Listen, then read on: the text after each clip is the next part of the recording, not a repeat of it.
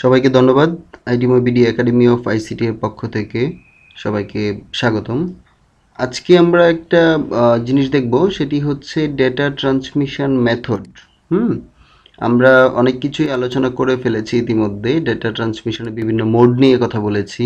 Simplex, full duplex, half duplex, এরকম জিনিস নিয়ে আমরা কথা বলেছি। সেটি ছিল মোড, ডেটা ট্রান্সমিশনের বিভিন্ন মোড। আর আজকে দেখব আমরা ডেটা ট্রান্সমিশনের বিভিন্ন মেথড, ডেটা ট্রান্সমিশন মেথড সমূহ দেখব, অর্থাৎ কি কি উপায়ে আমরা এক জায়গা থেকে বা একটি ডিভাইস থেকে, এরকম একটি ডিভাইস রয়েছে আমার, একটি কম্পিউটার, সেই কম্পিউটার থেকে বা একটা সোর্স আছে, সেই সোর্স থেকে, এটা যদি সোর্স চিন্তা করি আর এটা যদি ডেস্টিনেশন চিন্তা করি, আমাদের গন্তব্য, তাহলে সেইখানে কিভাবে আমি ডেটা পাঠাতে পারি। কত ধরনের সিই সোর্স, সোর্স থেকে ডেস্টিনেশনে আমরা কতভাবে ডেটা পাঠাতে পারি। আচ্ছা, একটা জিনিস চিন্তা করো, ধরো আমি এখন তোমার টিচার, ক্লাস টিচার, ক্লাসে কথা বলছেন। তোমাদের তারপরে কিছুক্ষণ পরে জিজ্ঞেস করলো, একজন স্টুডেন্টকে দাঁড় করালো যে বলো তো আমি কি বলছি। সে বলতে পারলো না। তার মানে কি, সে আসলে মনোযোগী ছিল না, সে জানলা দিয়ে হয়তো বা বাহিরে তাকিয়েছিল। আর আরেকজন বলতে পেরেছে, তার মানে কি, দুজন ব্যক্তির মধ্যে পার্থক্য কি, একজন হচ্ছে বলতে পেরেছে, আরেকজন বলতে পারেনি। তাহলে যে বলতে পেরেছে সে মনোযোগী ছিল, আর যে বলতে পারেনি সে ছিল অমনোযোগী, অর্থাৎ সে মনোযোগ দিয়ে শোনেনি। তো এই যে মনোযোগ দিয়ে শোনা, অর্থাৎ টিচার যা বলতেছে আমি ঠিক তার দিকে আমার মানে কানটাকে বা ব্রেইনটাকে তার দিকে মনোনিবেশ করে রেখেছি। এইটা হচ্ছে আমি, অর্থাৎ তার সাথে আমি সিঙ্ক্রোনাইজড, হুম তার সাথে আমি সিঙ্ক্রোনাইজড হয়ে শুনছি, একাগ্র চিত্তে। তার সাথে আমি একাত্মভাবে বা কি বলে এটাকে, যে একাগ্র চিত্তেই ধরতে পারো যে তারটা শুনছি। অর্থাৎ আই এম রেডি, যে সে কি বলছে প্রতিটা কথা আমি শোনার জন্য প্রস্তুত, এবং আমি আমার ব্রেইনে ক্যাচ করাচ্ছি। আর যে ছেলেটা মনোযোগী ছিল না, সে আসলে অ্যাসিঙ্ক্রোনাস, সে হচ্ছে একাগ্রচিত্তে শোনেনি, সে হচ্ছে অমনোযোগী, বা সে ওই মুহূর্তে প্রিপেয়ার্ড ছিল না স্যারের লেকচারটা শোনার জন্য, বা স্যার কি বলতেছে সে এটা অন্য সময় ওইটা নিয়ে তখন সে ব্যস্ত নয়। তো এরকম আরও একটা জিনিস রয়েছে আইসোক্রোনাস। তো আমরা প্রত্যেকটা জিনিস দেখব।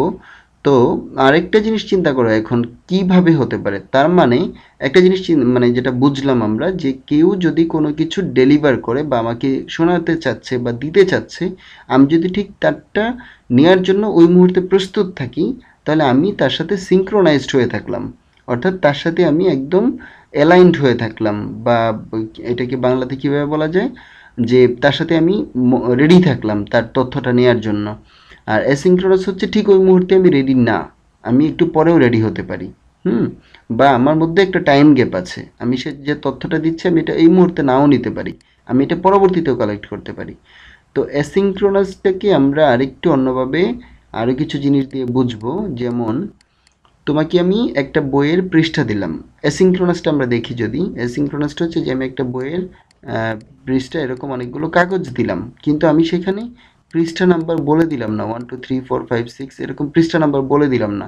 তাহলে তোমাকে যখন আমি এই তথ্যটা দিব, এই কাগজগুলো তোমার কাছে পাঠাবো, তুমি কি খুব সহজেই কি পারবে এটাকে একের পর এক সাজিয়ে একটা বই বই আকারে প্রকাশ করতে, এরকম একটা বই বানিয়ে ফেলতে?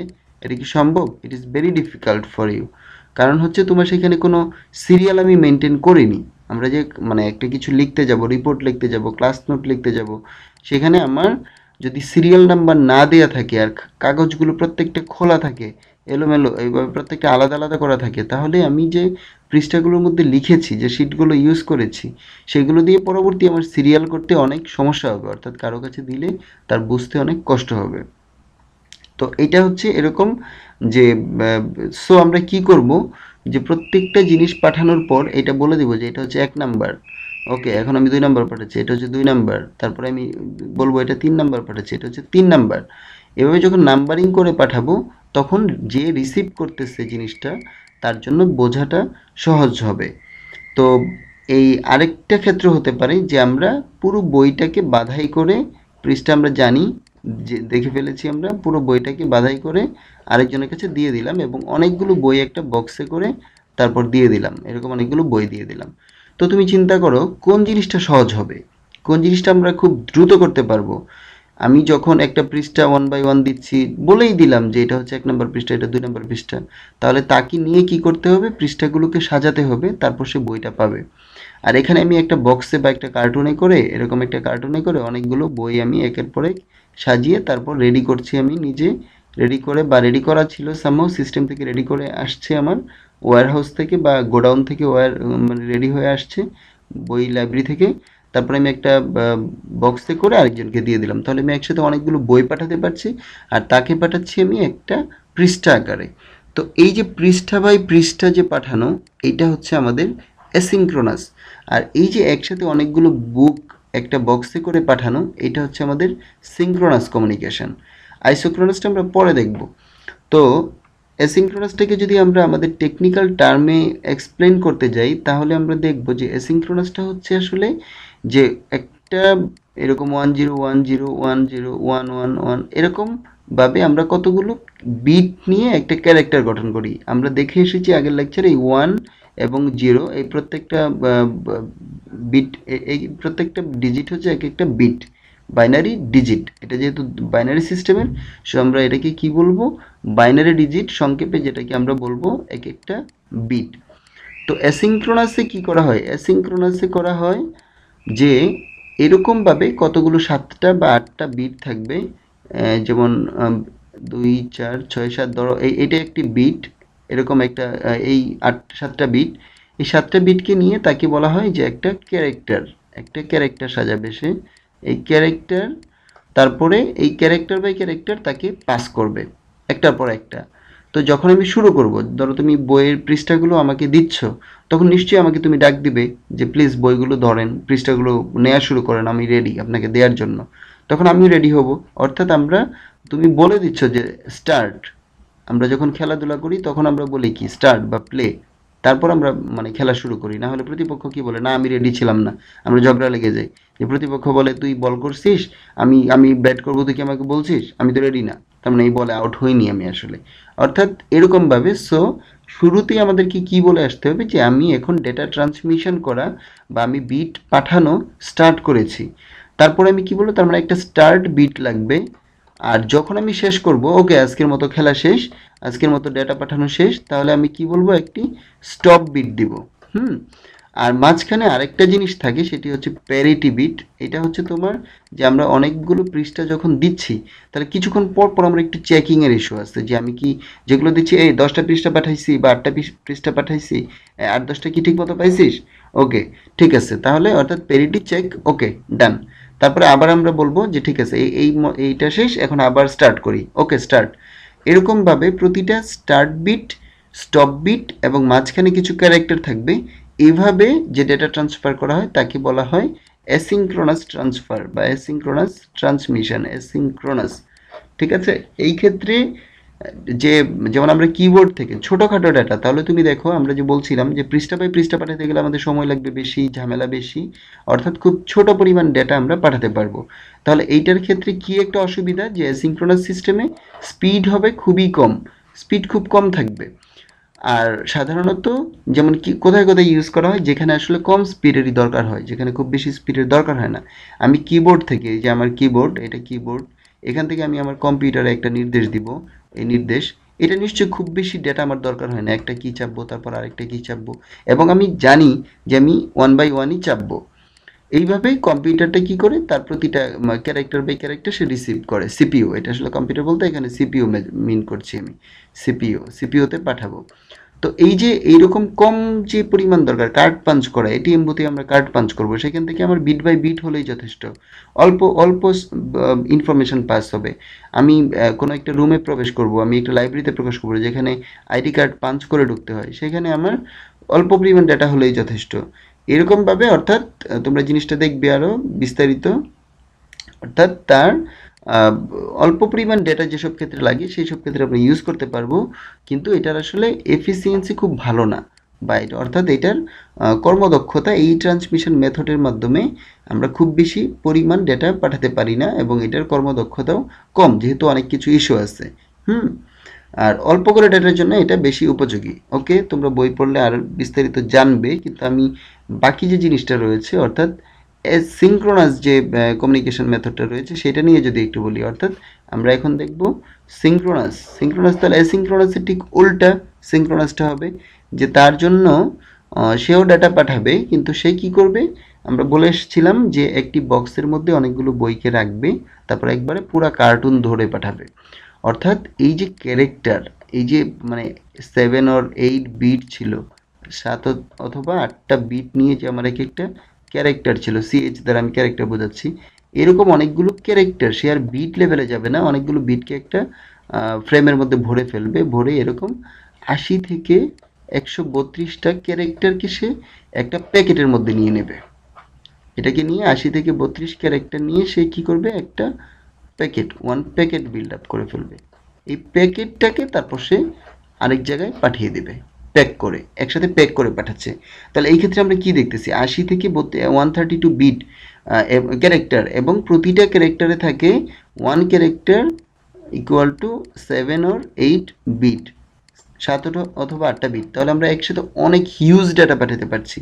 এবং এই ক্ষেত্রে যেটা হয় যে আমরা যখন ফোন কল করি একটা মোবাইল থেকে আরেকটা মোবাইলে, যখন আমি ফোন কল করব তখন তাকে অবশ্যই সিঙ্ক্রোনাইজড হতে হবে। সিঙ্ক্রোনাইজড কখন দরকার হয়, তোমরা আরেকটা জিনিস দেখে থাকবে, রিয়েল টাইম, মানে এখন যেটা ঘটতেছে সেটা আমি ঠিক এখনই জানতে চাই।